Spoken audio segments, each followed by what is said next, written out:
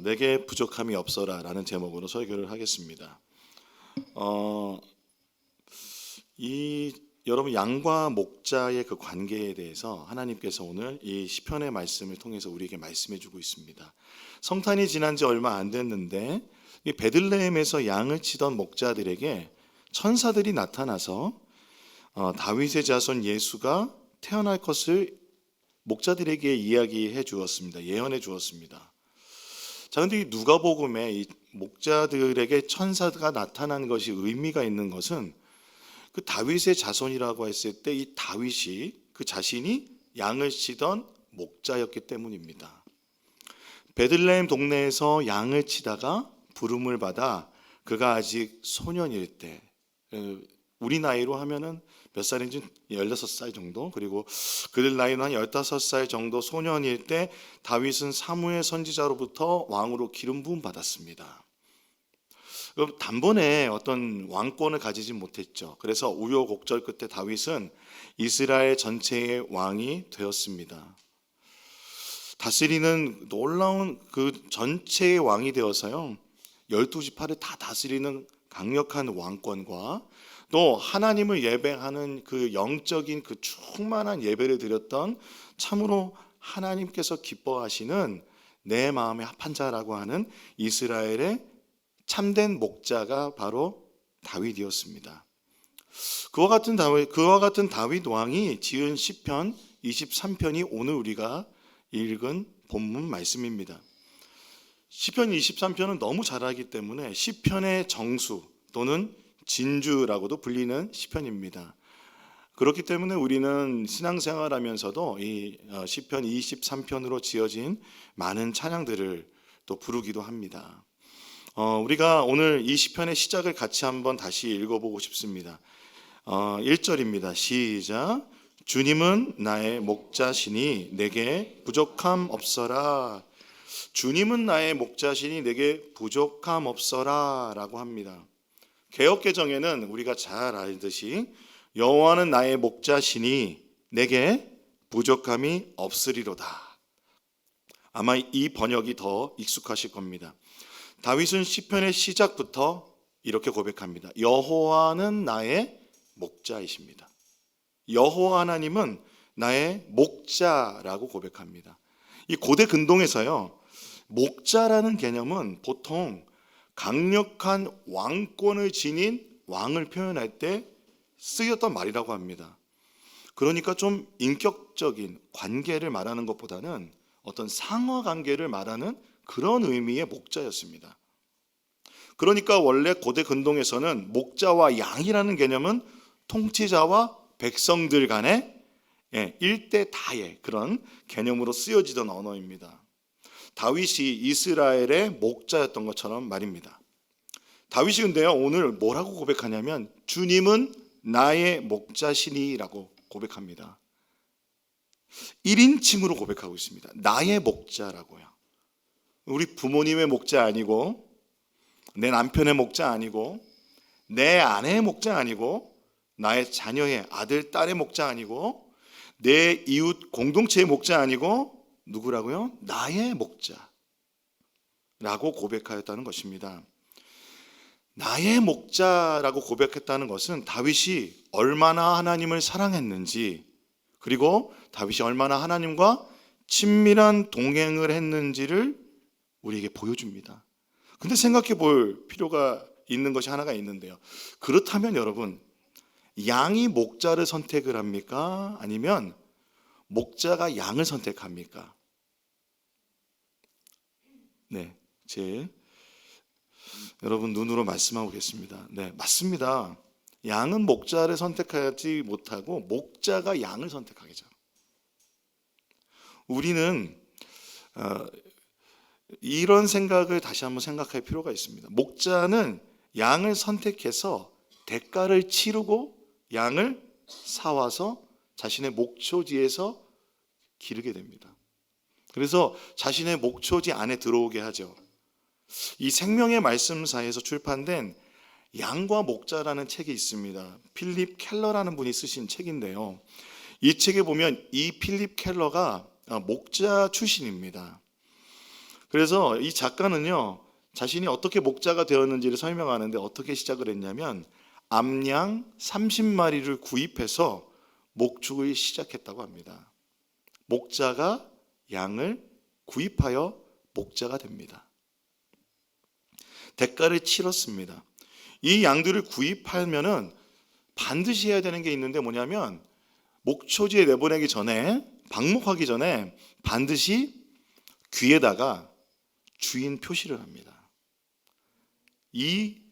어떻게 하냐면 너무 아프지만 그 양의 귀에다가 칼로 살짝 상처를 내서 자신만의, 목자만의, 나만의, 목자의 양이라는 표식을 남긴다는 겁니다. 몽골에 요즘에 TV에 많이 나오잖아요. 그렇죠? 몽골 가면요, 여러분 차로 이렇게 쭉 초원을 달리다 보면 수많은 양들이 있습니다. 수많은 양들과 소와 말이 있습니다. 그렇다면 여러분, 저 소는 누구네 소일까?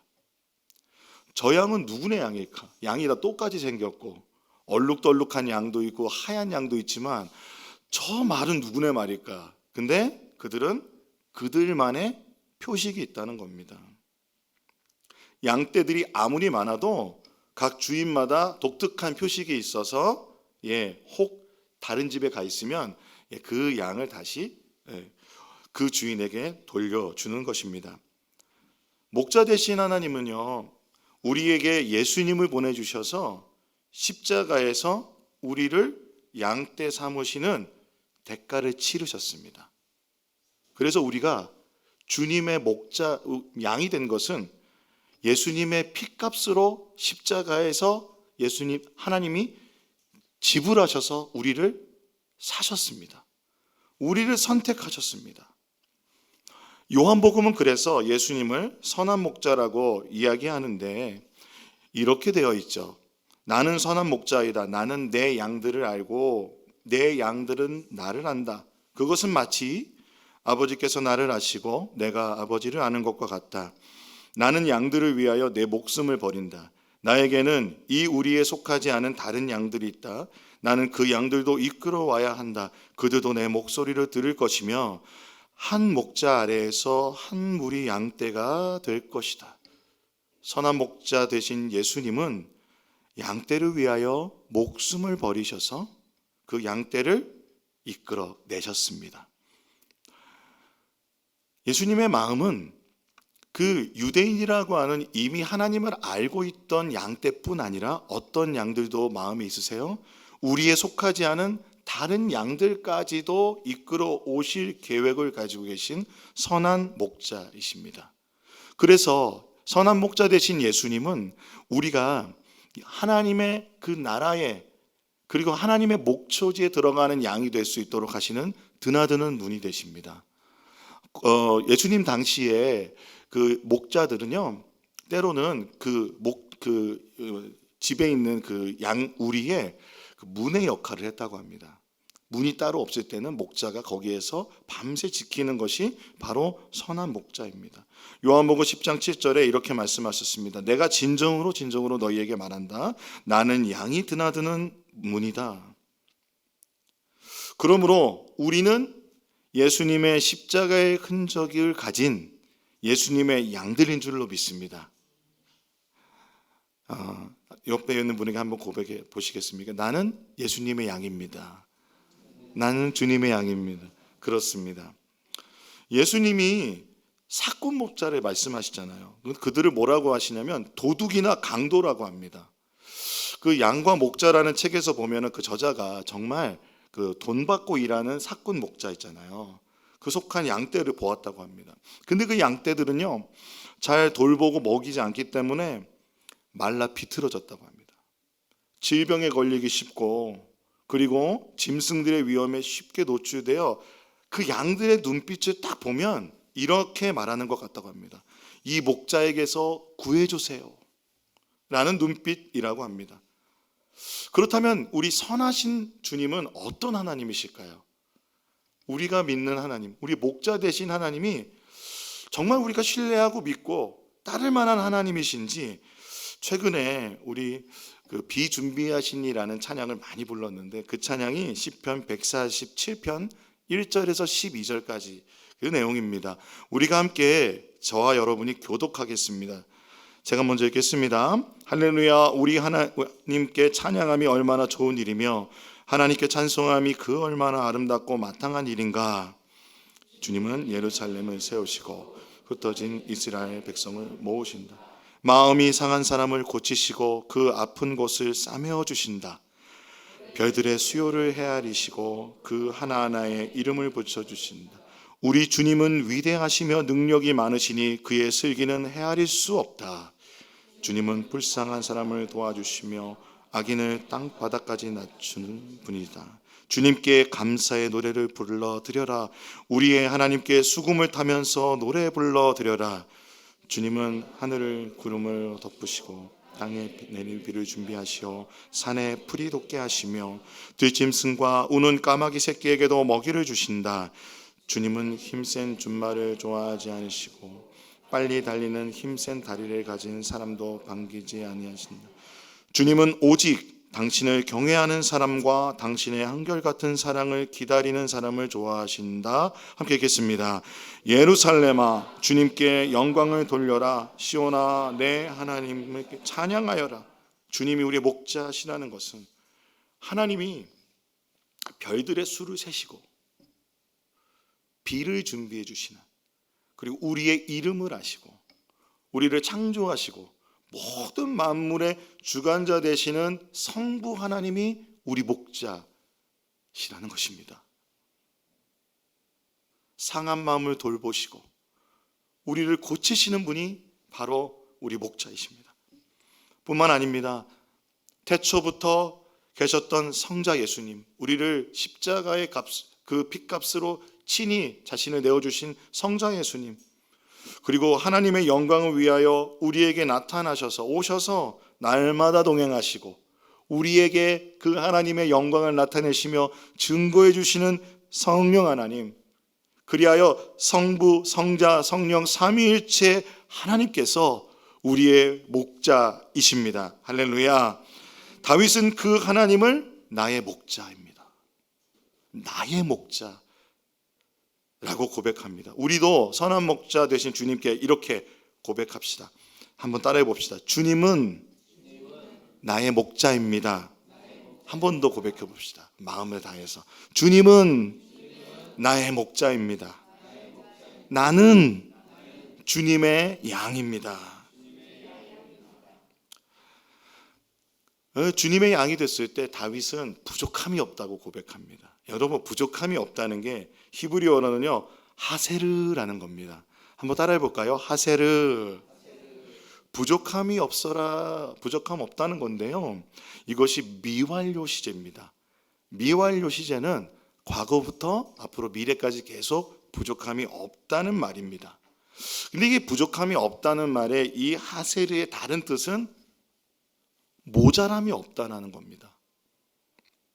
미완료 시제이기 때문에 그의 고백은 이렇게 되는 겁니다. 그동안에도 부족함이 없었으며 지금도 부족함이 없고 앞으로도 부족함이 없을 것이다 라는 신뢰를 하나님께 고백드리는 겁니다. 그렇다면 우리 생각해 볼 필요가 있습니다. 다윗이 진짜 정말 부족한 없는 삶을 살았을까요? 여러분 어떻게 생각하십니까? 하나도 모자람 없는 삶을 살았나요? 여러분 성경을 조금만 아신다면 전혀 그렇지 않다는 것을 여러분이 알고 계실 겁니다. 사무엘은요, 사무엘이 그 다윗의 아버지 이새를 제사에 초청해서 이제 내가 그 기름을 부을 건데 아들을 데려오라고 하는데 그때 초대받지 못했던 사람이 다윗입니다. 다윗은요 들판에서 양떼 지키고 있었습니다.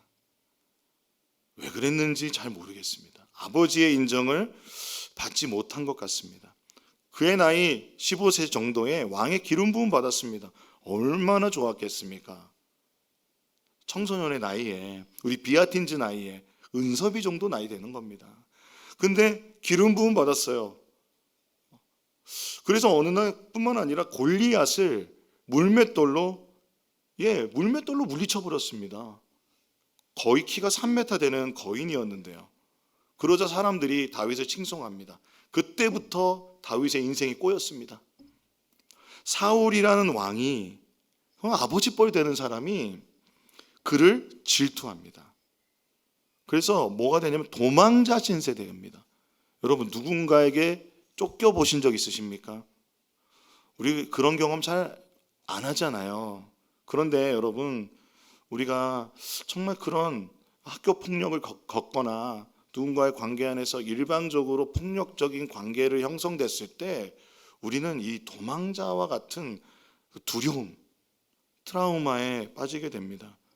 사울이 죽기까지 거의 10년 가까이 그는 동굴에서 생활하고 이 광야 저 광야 지나고, 그리고 다른 나라 가서 미친 척도 합니다. 침을 질질 흘리면서. 그러던 그가 나이 37세에 통일 왕국의 왕이 되었습니다. 약 40세죠. 그의 삶은 이제 드디어 전성기를 맛보는구나, 그런 시간을 갖는 것 같았는데 10년 동안 그렇게 지내던 그가 어느 날 밧세바를 범하는 사건을 저지르고 말합니다. 하나님께서 엄청난 큰 범죄를 저지른 그는 하나님께서 그를 용서하여 주셨지만 그의 가정에서는 쓴뿌리가 일어나기 시작합니다. 암논이라는 맏아들이 자신의 여동생 다말을 강간하였고, 물론 배다르지만 동생이었습니다. 근데 그 다말의 오빠 되는 압살롬이 그 암논을 분노하여 죽여버립니다. 그리고 도망갑니다. 도망갔던 압살롬이 돌아옵니다. 그런데 이 압살롬은 그 마음 안에 분노와 반역에 가득하였습니다. 그래서 해결되지 않았습니다. 그래서 그 압살롬이 32세 되었고 다윗이 63세 정도 되었을 때 압살롬이 반역을 일으킵니다. 다윗이 행복했을까요? 다윗이 부족함 없다는 고백. 다윗이요, 그 모든 것을 소유했기 때문에 부족함이 없다라고 고백했다고 우리는 착각할 수 있습니다. 자식도 많고 하나님 앞에 궁전도 있고 그 모든 통일왕국을 만들었던 그 권세가 있기 때문에 부족함이 없다라고 생각할 수 있습니다.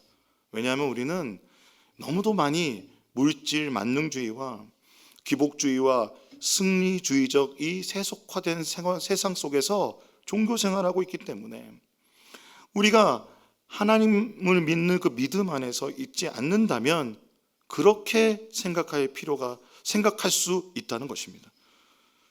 그렇다면 여러분, 오늘 다윗이 부족함이 없다는 것은 무엇일까요? 그것은 무슨 뜻일까요?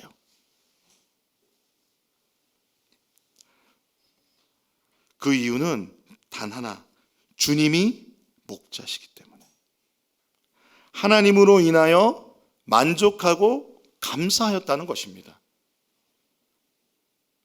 이유가 나오잖아요. 내게 부족함이 없다는 이유가 무엇입니까? 앞에 나왔죠. 주님이 나의 목자시니까. 주님이 나의 목자시니까 그동안에도 부족함이 없었다라는 과거에 대한 감사가 있었습니다. 부족함이 없다는 것이 단순한 어떤 양적인 만족함이 아니라 정말 나의 삶에 하나님으로 인한 만족이라면 과거에 대한 어떤 상황과 환경일지라도 과거에 대한 감사를 할 수 있다는 것입니다. 두 번째, 지금도 부족함이 없다. 현재에 대한 무엇입니까? 만족입니다. 만족하며 감사할 수 있다는 것입니다. 그리고 이제 미래에 대한 부족함이 없을 것이다라는 것은 미래에 대한 신뢰입니다. 하나님이 미래에도 나와 앞으로도 함께 해주실 것이라는 믿음이라는 것입니다. 사실 다윗의 상황을 보면 모든 상황이 다 감사할 수 있는 상황은 아니었습니다. 그러나 다윗은 주님이 나의 목자 되셔서 나를 인도해 주실 것을 신뢰하였습니다. 주님은 나의 목자. 나는 주님의 양. 그렇기 때문에 부족함 없다는 이 믿음의 고백. 이 믿음의 고백은 그러므로 하나님과의 날마다의 친밀한 교제 가운데서 하나님을 체험하고 알았기 때문에 나올 수 있는 신뢰 고백입니다. 단순한 종교적인 어떤 내가 섬기는 대상이 아니라 하나님을 알았기 때문에, 하나님이 어떤 분인지 믿었기 때문에 나오는 것입니다. 우리가 아이들이 어렸을 때요, 높은 책상 위에서 아빠나 엄마에게 조금 더 의심 없이 뛰어드는 아이들을 안아보신 적 있을 겁니다. 얘네들이 이렇게 나를 믿어도 되나 싶을 정도로 아이들은 뛰어내립니다. 심지어는 높은 그 곳에도 올라가서 높은 침대에서도 아빠만 믿고 뛰어내립니다. 왜 그렇게 할 수 있습니까? 엄마와 아빠가 나를 반드시 받아줄 거라는 믿음, 신뢰가 있는 겁니다. 동시에 내가 그렇게 뛰어내릴 때 엄마, 아빠는 나를 받아줄 힘이 있다 라는 신뢰가 있는 겁니다. 그 굳건한 믿음이 자녀들에게 있습니다. 그러므로 그 높이가 무섭지만 뛰어내릴 수 있습니다. 성경에 보면 하나님 이렇게 표현하십니다. 출애굽한 이스라엘 백성을 독수리가 새끼가 둥지에서 떨어졌을 때 쏜살같이 날아가 그 등에 업고 다시 둥지로 올라가듯이 내가 너희를 이끌어냈다. 주님 말씀하십니다. 다윗은 그 하나님을 경험하였습니다. 그 하나님을 만났습니다. 그래서 그는 구체적으로 이렇게 고백합니다. 시편 23편 2절 4절을 같이 읽어보겠습니다. 시작. 나를 푸른 풀밭에 누이시면 쉴만한 물가로 인도하신다. 나에게 다시 새 힘을 주시고 당신의 이름을 위하여 바른 길로 인도하신다. 내가 비록 죽음의 그늘 골짜기로 다닐지라도 주님께서 나와 함께 계시고 주님의 막대기와 지팡이로 나를 보살펴 주시니 내게는 두려움이 없습니다. 여러분 그렇습니까? 이 고백이 여러분의 고백이 되시기를 소망합니다. 양과 목자의 책에서 필립 켈러가요, 양들이요 얼마나 조심성이 많은 동물인지 설명을 하는데요, 이 아무리 넓고 그리고 평평한 푸른 풀밭이 있다고 해도 절대로 안심하고 눕지 않는 동물이 양이라고 합니다. 왠지 아세요? 불안해서.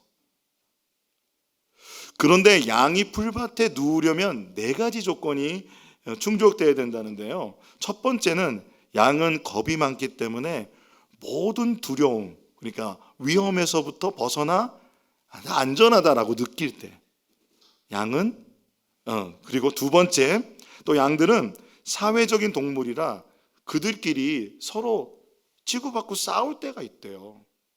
그런데 그들 사이에서 싸움이 없을 때 2가지 조건. 세 번째, 여러분 그 푸른 풀밭에는 파리나 기생충과 같은 그 곤충들도 있죠. 해충들도 있습니다. 그것이 양들에게 있으면 병에 걸리죠. 그렇기 때문에 기름을 발라주기도 하는데 그 괴로움에서 벗어났을 때 마지막, 이거 너무 우리랑 비슷하죠. 배부르게 꼴을 먹고 만족하여 배가 배부르다 할 때 그때 눕는다고 합니다. 이게 4번째 눕는 건 우리랑 저랑 비슷한 것 같습니다. 근데 그러니까 첫 번째 두려움, 긴장, 괴로움, 이 배고픔이라는 이 4가지가 해결이 되어야 확실한 자유와 만족감을 누린다는 겁니다.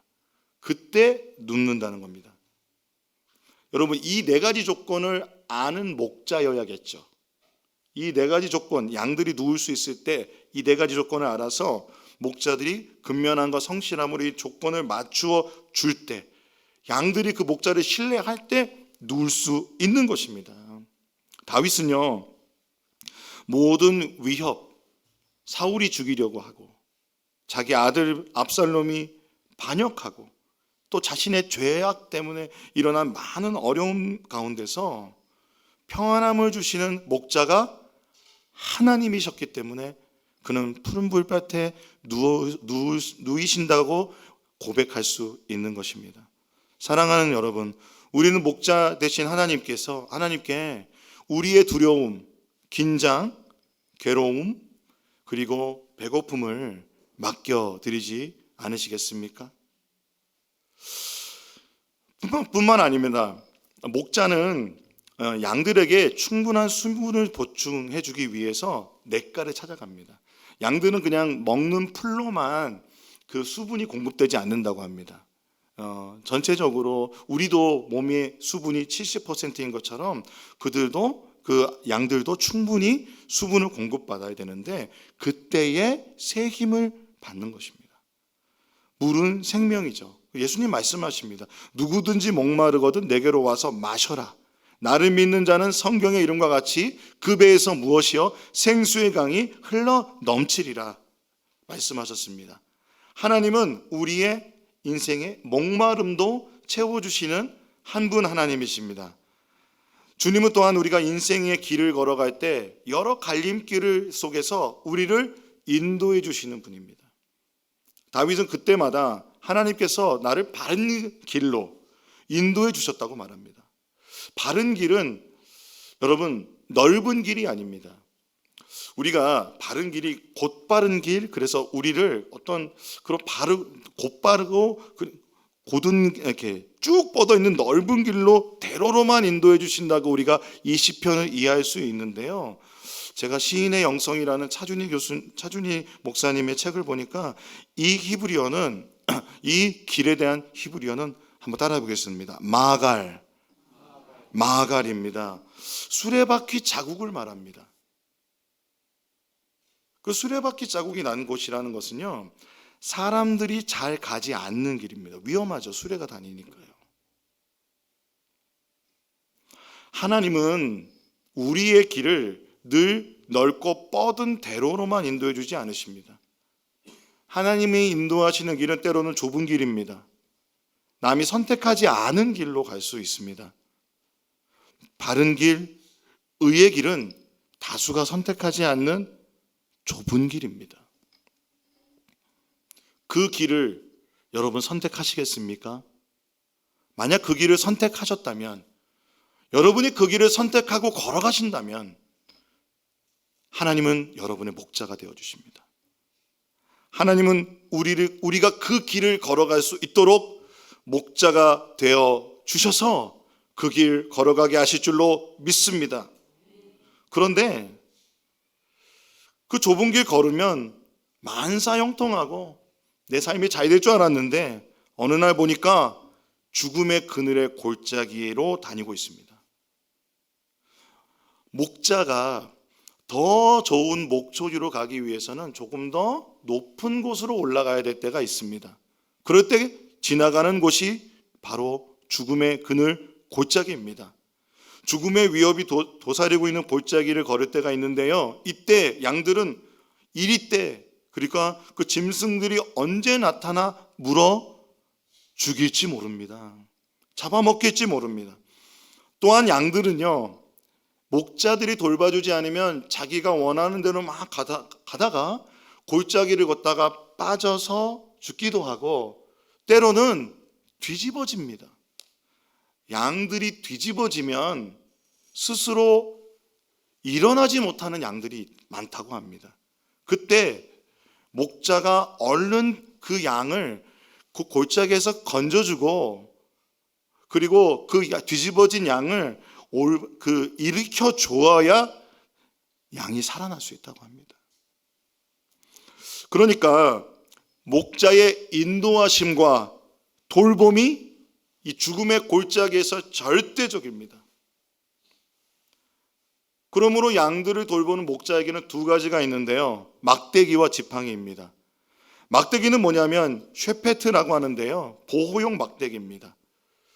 무엇을 위해서? 야수와 이리떼와 도둑으로부터 양떼를 보호하기 위한 도구인데요, 이 끝에 금속이나 못이 박혀 있어서 그 양떼를 보호하는 그런 기능이 있다고 합니다. 두 번째, 지팡이는요, 미시에네트라고 하는데 양떼를 인도하는 수단인데 우리가 그림에서 많이 보는 그 지팡이입니다.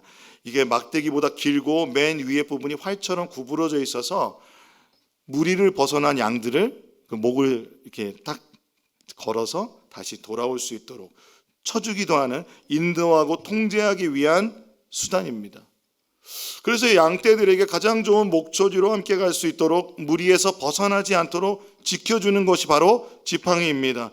죽음의 골짜기에서 목자 되신 하나님은 막대기로 보호하시고 지팡이로 양떼를 인도하시어 철저하게 지켜주시는 하나님이십니다. 죄로 인하여 타락한 세상은 죽음의 골짜기일지 모르겠습니다. 그래서 우리는 때로 실패를 겪습니다. 마음의 병과 육신의 질병을 겪습니다. 질병은 우리가 흔히 알듯이 죄의 결과나 하나님의 벌이 아닙니다. 죄로 타락한 세상에서 죽음의 그늘 골짜기에서 누구나 겪을 수 있는 고난입니다. 사고입니다. 때로는 갑작스러운 사고를 당하여 아픔을 겪고 힘든 일을 겪습니다. 우리 중에 누가 코로나를 예상하였습니까? 코로나가 2, 3년 동안 지속될 줄 누가 알았겠습니까? 그 이후 세계 경제는 아직도 어렵습니다. 국가적인 재앙과 재난 또한 마찬가지입니다. 올해 튀르키예 지진이 있었고요. 그리고 파키스탄의 홍수가 일어나서 그 전 세계의 갑작스러운 재난 때문에 많은 어려움을 겪었습니다. 전쟁의 소식도 많았습니다. 전쟁은 무엇입니까? 대부분 인간의 탐욕과 국가 간의 이익의 충돌 때문에 생기는, 저는 그것이 인재라고 생각합니다. 돌아보면 2023년 우리가 지나온 그 모든 세월은 죽음의 그늘 골짜기 가운데 지나오고 있었습니다. 죽음의 그늘의 골짜기를 지날지라도 하나님이 목자가 되어주신다면 주님은 막대기와 지팡이로 우리를 보살펴 주셨고 앞으로도 보살펴 주시는 하나님이신 줄로 믿습니다. 그러므로 돌아보면 주님이 함께 하셨습니다. 그리고 지금 이곳에도 나의 삶에 주님이 함께 계십니다. 이제 5절하고 6절에 하나님께서는 다윗의 고백을 받으시는데요. 이스라엘의 손님 맞이 문화가 있잖아요. 그 맞이의 문화 중에 어떤 게 있냐면 머리에 기름을 바르는 겁니다. 손님이 오면 머리에 기름을 발라요. 예수의 발에 향유 옥합을 깨뜨린 여인을 칭찬하실 때 당신 집주인에게 뭐라고 합니까? 너는 나에게 기름을 발라주지 않았는데, 발 씻을 그릇조차 주지 않았는데 이 여인이 지금 나를 존귀하게 했다. 머리에 기름을 바르는 것은 집안에 존귀하게 맞아들여서 가정의 식탁에 초대하는 것입니다. 이 손님은 나의 손님이다. 시편 23편 5절에 보면 주님께서는 내 원수들이 보는 앞에서 내게 잔치상을 차려주시고 내 머리에 기름을 부으시어 나를 귀한 손님으로 맞아주시니 내 잔이 넘칩니다. 하나님은 우리의 원수들 앞에서 잔치상을 차려주시며 우리를 하나님의 그 잔치상에 귀한 손님으로 맞아주시는 분이 하나님이십니다. 식구로 맞아주시는 분이 하나님이십니다. 여러분 얼마나 놀랍습니까? 원수는 누구입니까? 우리를 해하려고 하는 자들 앞에서 하나님은 권세가 있고 권능이 있으시며 주인이시기 때문에 내 손님이야, 내 식구야, 건들지 마, 내가 존귀하게 여기는 자야, 주님이 선포해 주시는 것입니다. 그러므로 하나님의 나라의 그 기쁨, 로마서 14장 17절에 하나님의 나라는 먹는 일과 마시는 일이 아니라 성령 안에 누리는 의와 평화와 기쁨입니다. 우리의 삶에 하나님께서 의와 평화와 기쁨을 주시는 줄로 믿습니다. 이방인과 같았던 우리를 존귀하게 맞아서 식탁에 초대하실 뿐 아니라 이제 그 하나님의 나라의 식구가 되게 하여 주셨습니다. 그리하여서 시편 23편 6절에 보면 진실로 주님의 선하심과 인자하심이 내가 사는 날 동안 나를 따르리니 나는 주님의 집으로 돌아가 영원히 그곳에서 살겠습니다. 우리는 언젠가 주님의 집으로 돌아가 영원히 주님과 함께할 그날, 죽음의 권세를 넘어 부활의 소망으로 하나님과 함께 하나님의 그 나라 가운데 있을 것입니다. 그 하나님의 나라의 그 식구가 되어 우리는 지금도 그 하나님의 나라를 누릴 수 있는 것입니다. 다윗은 하나님과의 친밀감 안에서 믿음으로 하나님의 식구가 되어 하나님의 집에서 살겠다고, 영원토록 살겠다고 믿음으로 고백합니다. 우리는 주님 안에서 하나님 나라의 가족이 되었습니다. 식구가 되었습니다. 이 땅에 살고 있지만 우리의 시민권은, 우리의 정체성은 하나님 나라에 있습니다. 우리는 하나님 나라의 백성이며 하나님 나라의 식구인 줄로 믿습니다.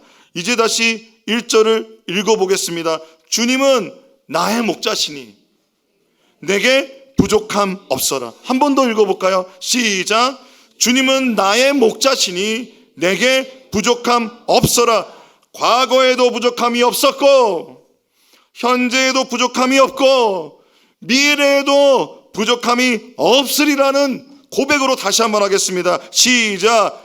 주님은 나의 목자시니 내게 부족함이 없어라.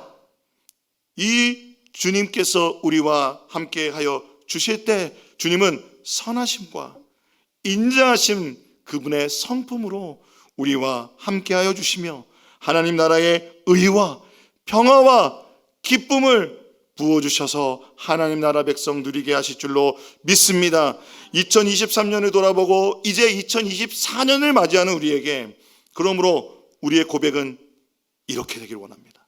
주님, 모든 것이 주님의 은혜입니다.